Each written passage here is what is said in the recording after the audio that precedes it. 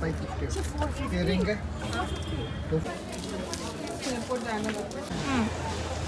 Wow. Rent की नीचे चेना जंगल आई से कितना फंसे तांग तांग वाले डिजाइनर की पीसिंग से सिका होंग ना सुम रेंट तो वो फंगने बा पर हुजी की मफम से करिए ना डेट द रैंप है ना डेट द रैंप जयानगर दा अरे ये ले ले इसिंग से ले ले इयरिंग से जाओ तो जंगल आगे फंगन Hello everyone ngasidi ai ga chite ga koi ba chatori angang jaw da bida mama ni ngasi first time ni free oina phangjari sai di oh ya shem bu mo hadi ga ngarang de gi chite wa da la e ba ado la ko do di blog ti na mo gre hadi a khoi na ma phone da cha ma chale hey kim tau de mafam da chalu ra ko direct chite na ta da phone tora la o kholo ai da di sunday weekend oi bari na khoi su dum la e ba adu du na blog ka na ma ho gre ura da da wo da ngarang se ahing thenge lai ro lai ra na lai re lai tho ga chite na ngasi kai don shopping to ba chalu se na ko Jayanagar da ai amo cha chadri ba adu du ngasi adu su mate mate sumje khala ke ai experience street shopping ade angang jaw da na free da po chai ja ha jing do jing ba ja re ba bai na oran phone to ra ko jing ma inang se kap to ju pa ha angang ani mak phajana ma bok than than da pizza ma ga ne khoi thok lai se du su isa se wakhan da khatang di dungai te ko ora su ka chalaga sat lak toi ni kem la e chat ba hore segi style kakok olang di phajana olang he adu ne full sleeve se laga lai che duni udana ba ai ding anang sumai chat pa ko pai lei ba ko pai kesum planning lei ta bani na normal set laga lai ai di khala bani la di khamdra bani na ura ba manung da be bahar se ubra hai da cha ro da ai di sum chalu ra chat to lak to ni han do ni na du gi wa khan da normal set laga lak pa adu na tim preparation ta rakre jaure pa nong mange huji phare weather se kharak phare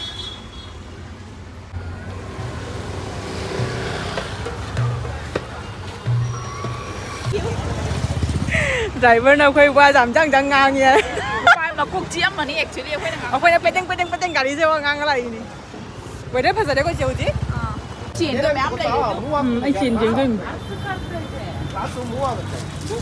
lao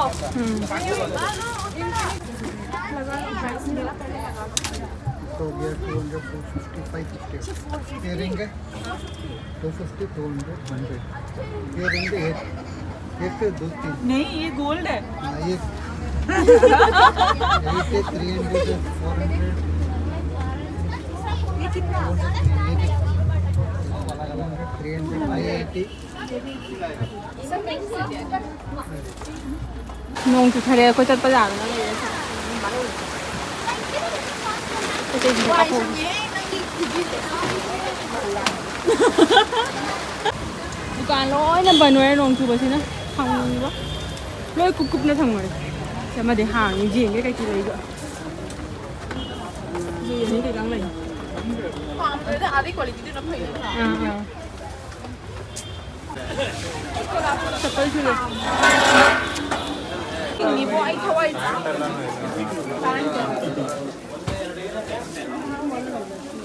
sing ma ni ngasai lai ye tau da ka nong tu se to na khum jan lai de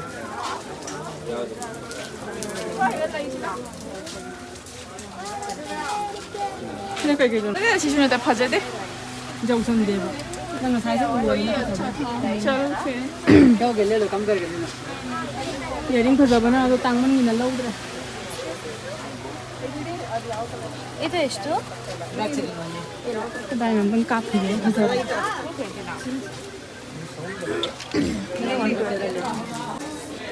thật ra mà mình cũng thấy được rồi एक कंगी ले लेती हूँ रे कंगी नहीं है कंगी के दिल जे कंगी जे 우기 버튼 일단 잠만 쓰지 놓으시구나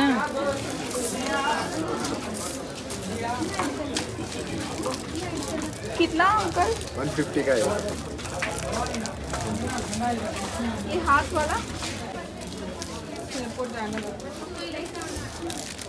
CC I ने ननिंग 데 오늘 레이버도 오마 누가 통제 꽃박이 담바장이 ना 무시 안 넣어도 बट कलर से डार्क ब्राउन लग रहा ये कितना चम्मच 20 रुपया Siapa tuntang? कलर नहीं है क्या Pitru ke pitru ga.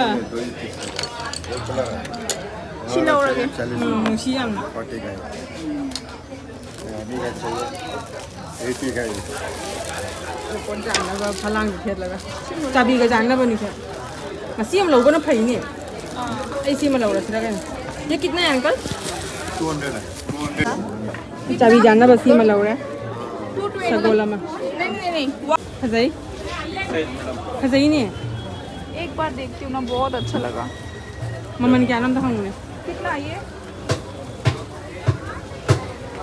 क्या है ना कितना बताया हुआ है ज़ुबे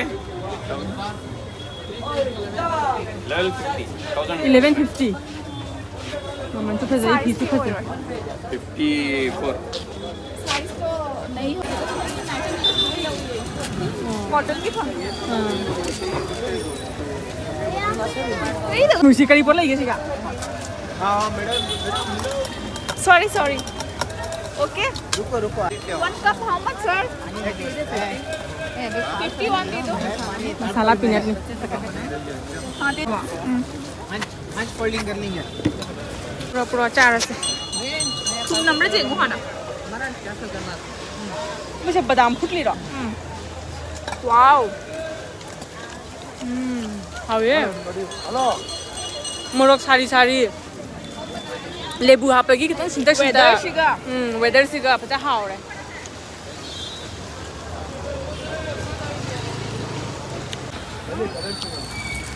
이제 한국 나라에 왜 이렇게 잡나 봐. 농주지 낭비 봐. 200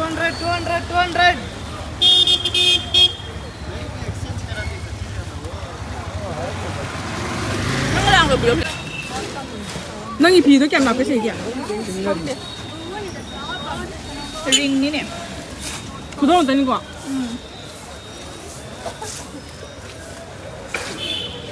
아, 되게 생각을 해서 색깔이 많다. 누구 제 예제? 어? 누구 제 드레스 가지고 너는 짜들이 봐. 공통을 이거.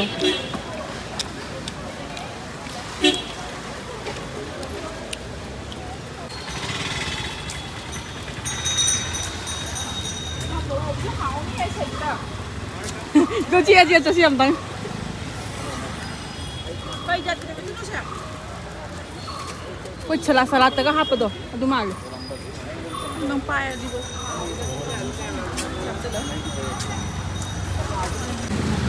제일 짱이도 거기가 거의 쇼핑 레슬래. 랑 보용지. 시리 쇼핑. Mà thật ra phải phải thôi chứ. 쇼핑 cũng đâu thế. Thì chị cái dress em mà chân Đâu nè. đồ ni nuông chút Sao chân. đây thì chân đồ ngày nè.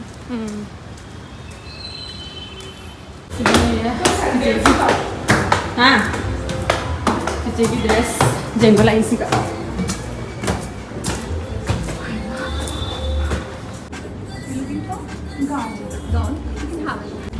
Masih apa mbak makan dulu. Ren kini sih cina jenggot lagi sih. Ini body hugging mana kan? Soalnya sih terleh. Macam sing sih. Nangani cengeng ni. Nó khăn luôn nè. Rồi sáng nhiều mà đuổi đuổi xin jeng luôn. Jam phase. ये दिखा दो एक बार. Cute rồi jam phase.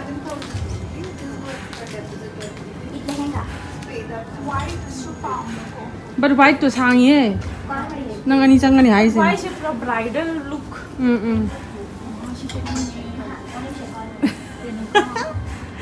Kasa na. The bridal. Du jam, du nó tới si jam phase đấy. Bớt sẽ tới đâu. Chị sẽ trong liềm. Phase ये du. Nó sáng rồi đó, có máy tập được cái thất bát suy ra. Chị sẽ nói nó.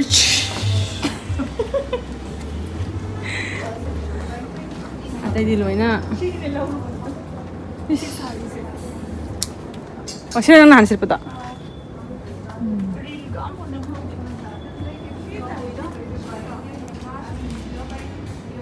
Mi desa occasion da dress rent lo ningal di sigalak bazar ni.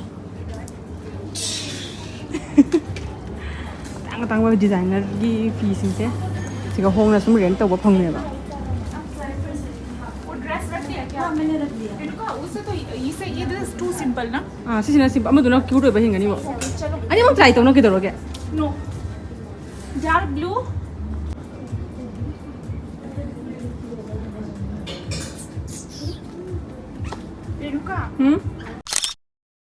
चिचे का ना dress try करो ये जी आपको ऐसा बना सो और कुछ नहीं है वाइट में इतना ही और कलेक्शन वाइट में है but white they are so long मैं थोड़ी देर पहले भी एक्सप्लेन करने की कोशिश कर रही थी ओके हाँ अभी लिमिटेड कलेक्शन है ठीक है वेबसाइट पे बहुत सारे हैं मेरे जेंबा तौरा ड्रेस चा था किसी बार चा कॉफी रा वेदर से नहीं तौरे से असाबा चा कॉफी के दम थक नहीं मनुंग फी से फजाबना चिचे सिटपा वाइट कलर की चिचे तक लोहंगाई पाएगा ड्रेस हनुबी फानी नंग ड्रेस ड्रेस नंग चारनी ब्राइडल ड्रेस चिचे की आगामी बर्थडे नुमित चिचे कई सेपद कोना सूम जेंगनी को हूँ पूरा हापक्ट्रे हूँ मफम से कहीं डेट द रैम्प है date the ramp Jaynagar any मी लाखनीब लागा ट्राई तब जाएको अपाब लेरदी लौब जाए अगर डिस्कवर तौई डिस्कवर क्रेडिट मांगोंद पीबीब ताब लोरे अखोय गाड़ी कैब बुक तौरे कैब लागा चलनी अखोय जुमद मोय पायरनी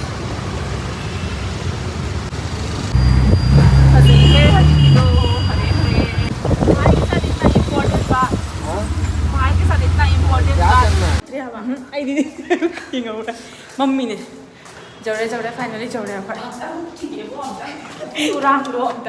चिचे हुक्की गया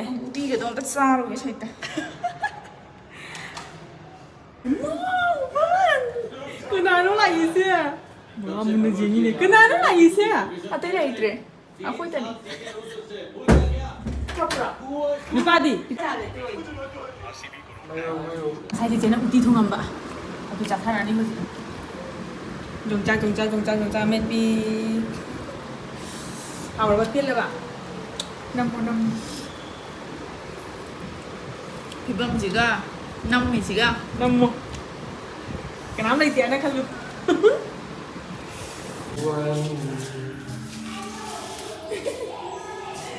มันเลยหัวก็เลยหัวก็เลยหัวสุด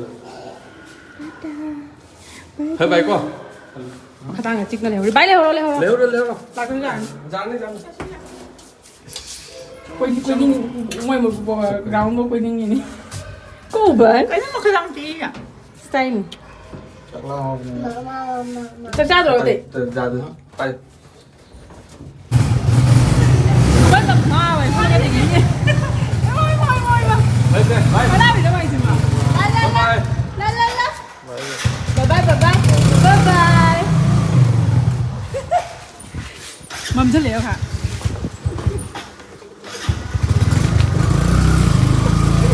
अखोय हजि चिची ओइदगी हलगना को आई चाक थान का थोप तौ गरेबा हाइ आई चिची ओइदगी अखोय आदगी हलगा को चिचेगा एगा चचारेना चचाबो दुम पुंग तरुक तुमाई तारेबा दुना आई हजि हजि दुम थांगी चानिंद्रे दुना आइना मपा मचागी मोइनी गिदि चाक काम्बिरेबा हजि लाकपगा अदु लोरगा शान्तिदा चाक कब मलोले आदगी गसाई चा थरक्तरेबा अखोय थेंगनेना दुना चाक कब मलोलगा फम्मगा आई गसाइरा पपोचे सिंदो अदु जेंगे तौरिनेबा आई जाम हेंजनबुदि लेरक्तरे ता नोंगा चुबने पेंदी पेलहौद्रे फजना नोंग चुबदा ngaak leppadasु matam mangkhare adagi pochei sing du loina kupsan na thamnare nong chure na khoi street ta leiba pochei sing do aduna mayam fajana di jingbadi ngamaktre ba ko adusu tum khara changa khara aphang bangai ko jenga e aduga gi pochei jam de da kuti kutang nupi gi kadiyai ni li adu ada adugumba khara rutane ne reise अदो fruit का सु top को सु जेंगे तब को अदो मता चारक्तरे बा फजना अदुना फ्रुट का दिले रक्तरे जेंगला केगी पोचे सिंचे लेने एने लेरे दो सिसिने को चाबी जाने बगी की होल्डर दुनेबा एकदम फजेना मौंग से अदुना लेरे सगोल की अदेगी जुमदा सगोल की पेंटिंग खंगदे करी खंगदे दुगुंबा लेबसे फैयना हाइनेबको अदुना सगोल की ओना लेरे अमना सामू की सुले होरी दोइना इचा नुपागी पुरा सामू न तंगाय गिफ्ट की करी देगी अदुना लेरक्तरेबा अदेगी की लेरे सिंसे से लेरे इयरिंग से जाओ तो जेंगला आगे फसन से फसद्रा खंगदे आइदी जाम फसरे आइदी पामे उबगा पामे इदी जामना आइदी कई है सिंपल दा फसरे मौंग तार सी अमा लेरे इयरिंग दा अदगी सी अमा लेरे सिसु सिंपल निको अदुगगी ब्रेसलेट को असिसि लेरे सी अमा लेरे अदुगगी असिसिना सिंपल निदा सी मसु लेरे सु मपान थोपदा जीन्स का सेलगा चटपदा को असुम सिंपल गी ओइना दुगी लौराई रिंग सु अमा का मोंगा चुसल्ले मोंग चाद्रे बदुना जामदि जिंगक्त्रे सिले लिक्से जाम फजाबानी आइगी लिक्से उबदने को आइदी अहोंबा मानदेबा चेन जिसु लंग खंगदे आई लाइटिंग सिना दि खतंग दि मम मे को लाइट मंगाल से खरा दि मम न उरे दोरगसु उबदा दि को फजै जामना सी लेरे सितनी द पोते जाम लेरक्त्रे कुती कुता खरा सितनी अदुगगी खंगरुप मा लेरे सी खंगरुप से उबदा जाम पामुरे ना खंगदे कैदिनो व्हाइट कलर का ओइ बसी का याम लेमना फजारे सिंपल दा जाम जिलिंग मिली डिजाइन का सुराव दबा दम सिंपल दा फजारेबा तुरेना पाम उबगा पामे दुगरी चिचेना सु हाइरे फजाबना लोयरा गई लेगा गाइस सिनी आइगी ngasiगी पिक्चर अब शॉपिंग हॉल सितंग तनी दा जामना लेरक्त्रे अते सिगा सितनी दा अते केसुम लेरक्त्रे सिग वीडियो सिदे साइज का सुम ले सलागे मथंगी वीडियो द मुनरसिका बाय बाय